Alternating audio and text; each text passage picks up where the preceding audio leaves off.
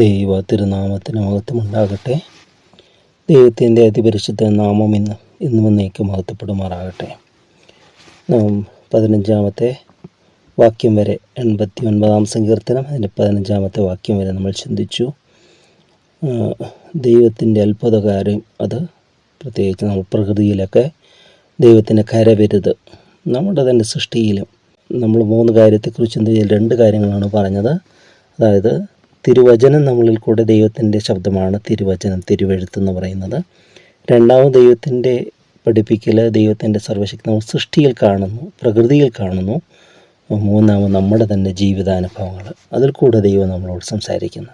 അത് ഏറ്റവും ശ്രേഷ്ഠകരമാണ്. നമ്മുടെ ജീവിതത്തിൽ കൂടെ ദൈവം നമ്മൾ അനുവദിക്കുമ്പോൾ ദൈവം നമ്മൾ കൂടെ പ്രവർത്തിക്കും. ദൈവം നമുക്ക് സ്വാതന്ത്ര്യം തന്നിട്ടുണ്ട് എന്നാണ് ഈ ദൈവം ആരും റോബോട്ടുകളല്ല മനുഷ്യരെന്ന് പറയുന്നത്.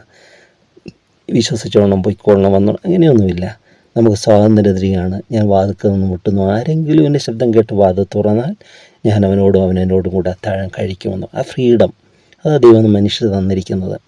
തുടർന്ന് നമ്മൾ കാണുന്നുണ്ട്, ജീവൻ്റെ വഴിയും മരണത്തിൻ്റെ വഴിയും നിൻ്റെ മുമ്പിൽ വയ്ക്കുന്നു, നിനക്ക് തിരഞ്ഞെടുക്കാം. നിനക്ക് ദൈവം അനുവാദം തരികയാണ്. എന്നാൽ നല്ലതെന്ന് അവിടെ പറഞ്ഞു കൊടുക്കുന്നുണ്ട്. മോശം അങ്ങനെ പറയുമ്പോഴാണ്, എന്നാൽ ഇത് തിരഞ്ഞെടുക്കുന്നതാണ് നല്ലതെന്നൊരു സജഷൻ കൂടി ദൈവോട് പറയാം. കാരണം അതൊരു ഉപദേശമാണ്. പക്ഷെ നിനക്ക് ചൂസ് ചെയ്യാം. അപ്പോൾ നമ്മൾ നല്ലത് തിരഞ്ഞെടുക്കണം. അതാണ് സ്വാതന്ത്ര്യം ദുഷ്ടതയ്ക്ക് മറയാക്കരുതെന്ന് പറയുകയാണ്. ദൈവം മനുഷ്യന് തന്നിരിക്കുന്ന സ്വാതന്ത്ര്യം ദുഷ്ടതയ്ക്ക് മറയാക്കരുത്. അതൊരു ദുഷ്ടനായ ശത്രു അതിന് തെറ്റായിട്ട് അവൻ തീരുമാനം എടുക്കുവാനായിട്ട് അവൻ ഇങ്ങനെ നോക്കി നിൽക്കുകയാണ്. എന്നാൽ ജെൻറ്റിലായിട്ട് നമ്മുടെ ഹൃദയവാടത്തിൽ മുട്ടുന്ന കർത്താവായ യേശുക്രിസ്തു, നമ്മുടെ ജീവിതത്തോട് ഇടപെടാൻ കൊതിക്കുന്നതായ കർത്താവ്, അവനെ അവിടുത്തെ നമ്മൾ സന്തോഷത്തോടെ സ്വാഗതം ചെയ്യുമ്പോൾ, നമ്മൾ മനസ്സോടെ സ്വാഗതം ചെയ്യുമ്പോൾ ധൈര്യമായിട്ട് കർത്താവിൻ്റെ കരങ്ങൾ കൊടുക്കുക. ദൈവകരങ്ങളിലേക്ക് നമ്മുടെ ജീവിതങ്ങൾ ഒരിക്കലും നഷ്ടമാകുകയില്ല. ലോകമൊക്കെ നോക്കുമ്പോൾ നഷ്ടം എന്നൊക്കെ നമുക്ക് തോന്നുമായിരിക്കും. ഇല്ല എങ്കിൽ അത് വിലയുള്ളതായ പ്രഷ്യസാണ്. ദൈവം നാൾക്ക് നാൾ തെളിയിച്ചുകൊണ്ടിരിക്കും.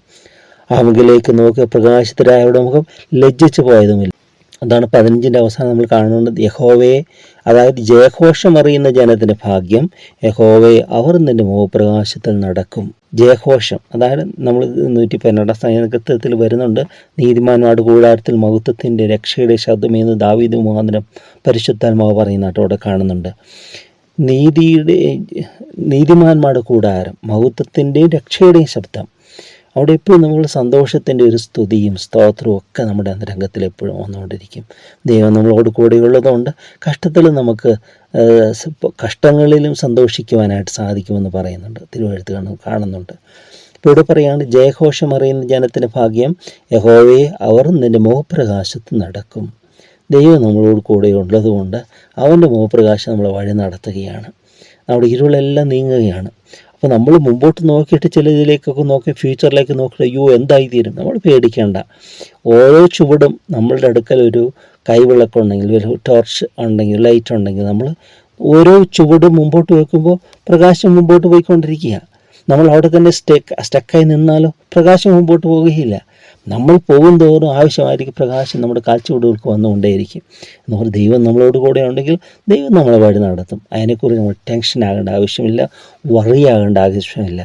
ദൈവം നമ്മളെ നടത്തും. ദൈവത്തിന് എന്നെ നടത്താനാണോ അസാധ്യം? ദൈവത്തിന് സർവ്വശക്തിക്ക് കഴിയും. അത് ഞാൻ ചിന്തിക്കുന്ന പോലെ ആയിരിക്കണമെന്നില്ല, മറ്റുള്ളവരുടെ ആഗ്രഹപ്രകാരമല്ല, മനുഷ്യരുടെ ഇഷ്ടത്തിനല്ല. മനുഷ്യരുടെ ഇഷ്ടം പലത് കാണും, നമ്മുടെ പ്രിയപ്പെട്ട ഇഷ്ടം പലത് കാണും. പക്ഷേ നമ്മൾ ദൈവ ഇഷ്ടത്തിന് സമർപ്പിക്കുമോ, ദൈവം ഏത് വിധമാണെങ്കിലും തൻ്റെ ഇഷ്ടം നമ്മൾ നിർവഹിച്ചിരിക്കും. നമ്മളെക്കുറിച്ചൊരു പദ്ധതിയുണ്ട്, ദൈവത്തിൻ്റെ ഒരു പ്ലാനുണ്ട്. ആ പദ്ധതിക്കും പ്ലാനും നമ്മൾ വിട്ടുകൊടുക്കുമ്പോൾ ദൈവം അത് നമ്മിൽ കൂടെ നിവർത്തിച്ചിരിക്കും, അത് ഫുൾഫില്ല് ചെയ്യും. നമുക്ക് തൽക്കാലം മനസ്സിലാകത്തില്ല, എന്നാൽ ഒടുവിലാണ് മനസ്സിലാകുന്നത്. നമ്മൾ കാണുന്നുണ്ട് യോസഫിൻ്റെ ജീവിതത്തിലെ വഴികൾ നോക്കുക, എത്ര മനോഹരമാണ്. ദൈവത്തിന് ചെറുപ്പത്തിൽ ഒരു വിഷയം കൊടുത്തിട്ടുണ്ടായിരുന്നു. അത് നമ്മൾ തോന്നുന്ന അവിടെ വരുമ്പോൾ കാണുന്നുണ്ട്. അപ്പോൾ 19-ാമത്തെ വാക്യത്തിലേക്ക് വരുമ്പോൾ അതിൻ്റെ ഒരു ഇതുണ്ട്. അതായത് ദർശനം കൊടുത്തിട്ടുണ്ടായിരുന്നു, അതിൻ്റെ ഫുൾഫില്ലിങ്. പക്ഷേ ആ വഴികളിൽ നോക്കുമ്പോൾ അതെല്ലാം അസ്തമിച്ചു എന്ന് തോന്നും. പൊട്ടക്കണ്ണത്തിൽ അസ്തമിച്ചു, തടവറയിൽ പോയപ്പോൾ അസ്തമിച്ചു. ഇല്ല, അസ്തമയമല്ല, അതൊരു പുതിയൊരു ഉദയമായിരുന്നു. അതെല്ലാം ദൈവത്തിൻ്റെ വഴികളായിരുന്നു നമ്മൾ കാണുകയാണ്. അതുകൊണ്ട് ദൈവത്തിൻ്റെ അത് മനുഷ്യർക്ക് ആർക്കും നടക്കാൻ പറ്റത്തില്ല. നമ്മൾ വില്ലിങ് ആണോ? ദൈവം ഓൾറെഡി വില്ലിങ്, ദൈവം അപ്പോഴേ വില്ലിങ് ആണ്. അപ്പോൾ നമ്മൾ ഒന്ന് മനസ്സ് വെച്ചാൽ മതി, കർത്താവേ എൻ്റെ ഇഷ്ടം നിൻ്റെ. അപ്പോൾ അത് അത്ഭുതമായിട്ട് മാറും, അതിശയകരമായിട്ട് മാറും. ഏത് തുറയും ആയിക്കൊള്ളട്ടെ, ദൈവം നമ്മളെ നടത്തും തൻ്റെ കരത്താൽ, ദൈവം തൻ്റെ വലങ്കരത്താൽ. അതല്ല, ദൈവത്തിൻ്റെ വീര്യമുള്ള ഒരു ഭുജം, ദൈവത്തിൻ്റെ കൈ, ബലമുള്ള കൈ, ഉയർന്നിരിക്കുന്ന വലം കൈ, ദൈവം ആ കരുത്ത് കൊണ്ട് നമ്മളെ വഴി നടത്തുക തന്നെ ചെയ്യും. ഇനി അവിടെ പറയുകയാണ് 16-ാമത്തെ വാക്യത്തിൽ, അവർ ഇടപെടാതെ നിൻ്റെ നാമത്തിൽ ഘോഷിച്ചുല്ലസിക്കുന്നു, നിൻ്റെ നീതിയാൽ അവർ ഉയർന്നിരിക്കുന്നു, നീ അവരുടെ ബലത്തിൻ്റെ മഹത്വമാകുന്നു, നിൻ്റെ പ്രസാദത്താൽ ഞങ്ങളുടെ കൊമ്പ് ഉയർന്നിരിക്കുന്നു, നമ്മുടെ പരിചയ യഹോവയ്ക്കുള്ളതും നമ്മുടെ രാജാവ് ഇസ്രായേലിൻ്റെ പരിശുദ്ധനുള്ളവനുമാകും. അവിടെ പറയുന്നത് എന്താണ്? അവർ ഇടപെടാതെ നിൻ്റെ നാമത്തിൽ ഘോഷിച്ചുല്ലസിക്കുന്നു. എപ്പോഴും ആ ഘോഷവും ആ സന്തോഷവും ആനന്ദവും ഒക്കെ ദൈവം നമ്മുടെ ജീവിതത്തിൽ തരും. വ്യസനങ്ങൾ കൂടെ കടന്നു പോകത്തില്ല, അങ്ങനെയൊന്നുമില്ല. പരീക്ഷകൾ കൂടെ കടന്നു പോകത്തില്ല, അങ്ങനെയൊന്നുമില്ല. അതിൽ കൂടെയൊക്കെ കടന്നു പോകുമ്പോഴും ദൈവത്തിൻ്റെ ശാന്തിയും സമാധാനവും ഒക്കെ നമ്മളെ ഭരിക്കും. നമുക്ക് അതിലൊക്കെ ഒരു ദിവ്യത, ഒരു ഡിവിനിറ്റി നമുക്ക് കൈവരിക്കുവാനായിട്ട് സാധിക്കും. ഒരു ദൈവത്തിൻ്റെ വഴികളാണ് നമുക്കത് മനസ്സിലാകുന്നത്. ക്ഷമയോടെ, സഹിഷ്ണുതയോടെ ഇതെല്ലാം സഹിക്കുവാൻ ദൈവം നമുക്ക് കൃപ തരും. ദൈവത്തിൻ്റെ പരിശുദ്ധാത്മ നമ്മളതിനെ ശക്തീകരിക്കാം. അപ്പോൾ നമുക്ക് വാക്യം ചേർത്ത് പറയാൻ പറ്റും, എന്നെ ശക്തനാക്കുന്നതിന് മുഖാന്തരം ഞാൻ സകലത്തിലും മതിയായവനാകുന്നു എന്ന് പറയാനായിട്ട് സാധിക്കുന്നൊരു അനുഭവം. അവിടെ പറയുകയാണ്, അവർ ഇടപെടാതെ എൻ്റെ നാമത്തിൽ ഘോഷിച്ചുല്ലസിക്കുന്നു. ദൈവത്തിൻ്റെ നാമം അത് ഉച്ചരിക്കുമ്പോൾ തന്നെ അവിടെ ദൈവത്തിൻ്റെ അനുഗ്രഹമാണ്. എൻ്റെ യേശുവെ നമ്മൾ പറയുമ്പോൾ ഓരോ കാര്യത്തിലും ആ യേശുവിൻ്റെ നാമം തന്നെ നമുക്ക് വിടുതലാണ്. ആ യേശുവിൻ്റെ നാമം തന്നെ നമുക്ക് ധന്യമാണ്, അനുഗ്രഹമാണ്, സന്തോഷദായകമാണ്. ശത്രുവിന് ഭീതിയാണത്. ദൈവത്തിൻ്റെ നാമം ഉച്ചരിക്കുന്ന പോലും അത് ഭീതിയാണെന്ന് പറയും. അപ്പോൾ ദൈവത്തിൻ്റെ നാമം എപ്പോഴും നമ്മുടെ നാവിൽ അവൻ്റെ നാമം ഉണ്ടായിരിക്കട്ടെ. നിൻ്റെ നീതിയാൽ അവർ ഉയർന്നിരിക്കുന്നു. ദൈവത്തിൻ്റെ നീതി നമ്മളെ ഉയർത്തും. നീ അവരുടെ ബലത്തിൻ്റെ മഹത്വമാകുന്നു. നമ്മുടെ ബലം, നമ്മുടെ മഹത്വം എല്ലാം ദൈവമാണ്. എന്ത് സംഭവിച്ചാലും ദൈവത്തിന് മഹത്വം കൊടുക്കാൻ സാധിക്കണം. നമുക്ക് ഉയർച്ച വരുമ്പോൾ, നമുക്ക് വിജയം വരുമ്പോൾ, എല്ലാറ്റിലും നമുക്ക് ദൈവത്തെ സ്തുതിക്കാനായിട്ട് പറ്റണം. ദൈവം എൻ്റെ കഴിവൊന്നുമല്ല, നമ്മളത് മനസ്സിലാക്കിക്കൊണ്ട് തന്നെ ദൈവമേ അതെല്ലാം ദൈവം തന്നതാണ്, ദൈവത്തിൻ്റെ കൃപയാണ്. അങ്ങനെ ദൈവത്തെ മഹത്വപ്പെടുത്തി നോക്കുക എല്ലാറ്റിലും, അല്ലേ? ഈ താഴ്ചകളൊക്കെ വരുമ്പോൾ ദൈവം നന്മയ്ക്കായിട്ട് നീ മാറ്റും, അങ്ങനെ പറയാതെ എല്ലാറ്റിലും ദൈവത്തെ സ്തുതിക്കണം. യോബിനെക്കുറിച്ച് അവൻ വായ കൊണ്ട് ദൈവത്തെ ത്യജിച്ച് പറയണമെന്ന് വിചാരിച്ചുകൊണ്ട് അവൻ അത്ര ആപത്തുകളൊക്കെ വരുത്താൻ ദൈവത്തെ അനുവാദം മേടിച്ചുകൊണ്ട് ശത്രു വന്നു. എന്നാൽ യോബ് അതിരങ്ങളാൽ അവിവേകം സംസാരിച്ചില്ല എന്ന് പറയുകയാണ്. അവൻ ദൈവത്തെ മഹത്വപ്പെടുത്തുകയാണ് എല്ലാറ്റിലും. ദൈവത്തിന് സ്തുതി, ദൈവത്തിന് മഹത്വം ഉണ്ടാകട്ടെ. അവിടെ നമ്മൾ കാണുകയാണ്. അതുകൊണ്ട് എല്ലാറ്റിലും എന്തെങ്കിലും അനർത്ഥങ്ങൾ നമ്മൾ ചിന്തിക്കുന്ന രീതിയിൽ സംഭവിച്ച് നമുക്കറിയുന്നത് എല്ലാ ദൈവത്തിൻ്റെ ഉദ്ദേശമുണ്ട്.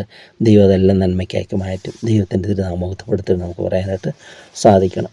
നിൻ്റെ പ്രസാദത്താൽ ഞങ്ങളുടെ കൊമ്പ് ഉയർന്നിരിക്കുന്നു, നമ്മുടെ പരിചയ യഹോവയ്ക്കുള്ളതും നമ്മുടെ രാജാവ് ഇസ്രായേലിൻ്റെ പരിശുദ്ധനുള്ളവനുമാകുന്നു. അന്ന് നീ ദർശനത്തിൽ നിൻ്റെ ഭക്തന്മാരോട് അരുളി ചെയ്തത്, ഞാൻ വീരനായ ഒരുത്തിന് സഹായം നൽകി.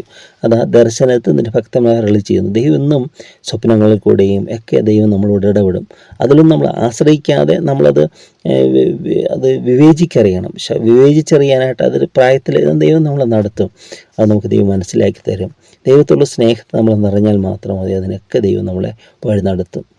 നമ്മുടെ പരിച യഹോവയ്ക്കുള്ളതും നമ്മുടെ രാജാവ് ഇസ്രായേലിൻ്റെ പരിശുദ്ധനുള്ളവനുമാകുന്നു. അന്ന് നീ ദർശനത്തിൽ നിൻ്റെ ഭക്തന്മാരോട് അരുളി ചെയ്തത്, ഞാൻ വീരനായ ഒരുത്തിന് സഹായം നൽകുകയും ജനത്തിൽ നിന്നൊരു വ്രതനെ ഉയർത്തുകയും ചെയ്തു.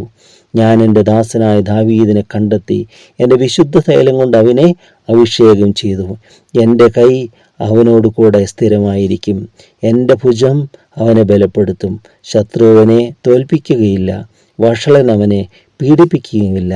ഞാൻ അവൻ്റെ വൈരികളെ അവൻ്റെ മുമ്പിൽ തകർക്കും, അവനെ ഭയക്കുന്നവരെ സംഹരിക്കും. എന്നാൽ എൻ്റെ വിശ്വസ്തതയും ദയയും അവനോടുകൂടെ ഇരിക്കും. എൻ്റെ നാമത്തിൽ അവൻ്റെ കൊമ്പ് ഉയർന്നിരിക്കും. അവൻ്റെ കൈയെ ഞാൻ സമുദ്രത്തിന്മേലും അവൻ്റെ വലം കൈ നദികളുടെ മേലും നീട്ടുമാറാക്കും.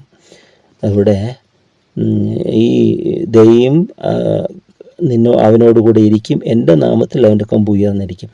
ദാവീദിൻ്റെ തിരഞ്ഞെടുപ്പിനെ കുറിച്ചാണ് അവിടെ പറയുന്നത്.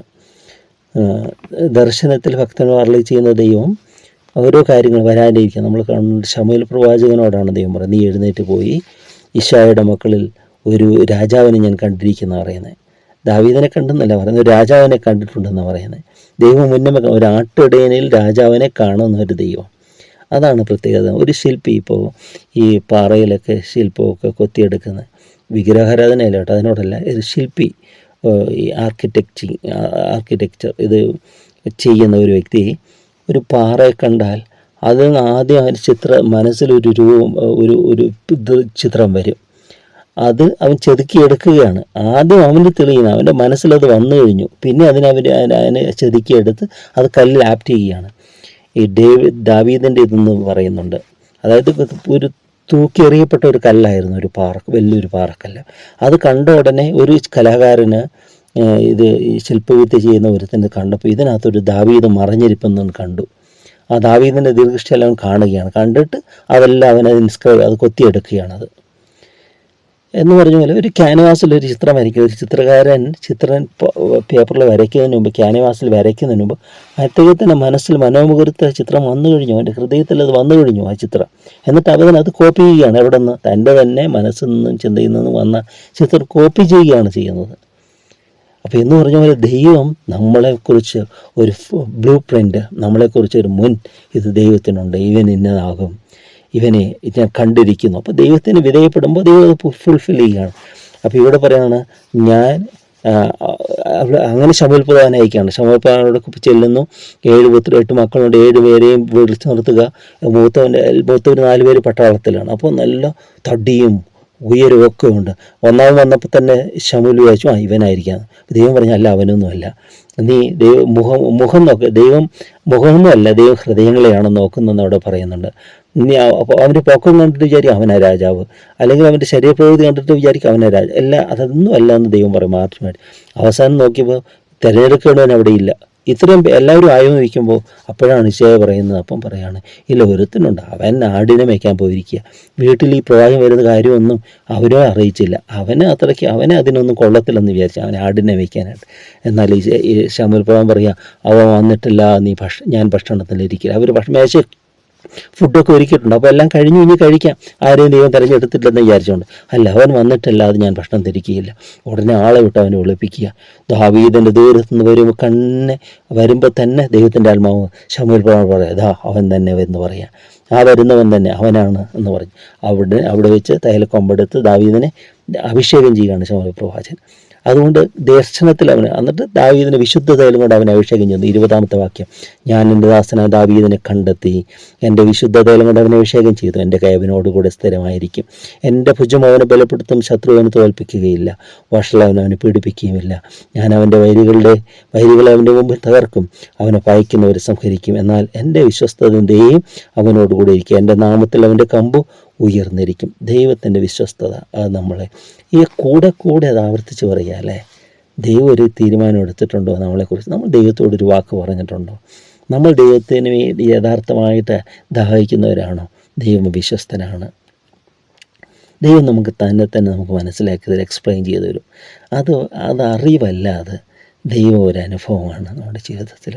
അതാരെങ്കിലും പറഞ്ഞ് എഴുത്തിൽ വായിച്ച് കേട്ട അറിയൊന്നുമല്ല, അത് നമ്മുടെ ജീവിതത്തിൽ അനുഭവമായിട്ട് മാറും. അത് ഗ്രാജുവലായിട്ട് പടിപ്പടിയായ ദൈവം തന്നെ നമുക്ക് വെളിപ്പെടുത്തിക്കൊണ്ടേയിരിക്കും. നമുക്ക് മനസ്സ് വേണം, മറ്റെന്തിനേക്കാളും ഫസ്റ്റ് അതായിരിക്കണം. നമ്മുടെ കർത്താവേ, ഇന്ന് എൻ്റെ ജീവിതം നിൻ്റേത് പ്രദമായിരിക്കണം, എൻ്റെ ജീവിതത്തിൽ സംഭവിക്കുന്നതൊക്കെയും തിരുവിഷ്ടത്തിനൊത്തവണ്ണമായിരിക്കണം എന്നുള്ള ആത്മാർത്ഥമായ സമർപ്പണവും ആ ഒരു എളിമയും നമ്മുടെ ജീവിതത്തിലുണ്ടെങ്കിൽ ദൈവം നമ്മളെ വഴി നടത്തും. ദൈവത്തെ അറിയാനായിട്ട് പറ്റും പ്രിയരെ. ദൈവം ആത്മാവാകുന്നു, ദൈവത്തിൻ്റെ ആത്മാവ് നമ്മളിൽ വസിക്കും. ദൈവത്തിൻ്റെ നമ്മളിൽ വസിച്ചുകൊണ്ട് ദൈവത്തിന് തന്നെ നമുക്ക് മനസ്സിലാക്കി തരും.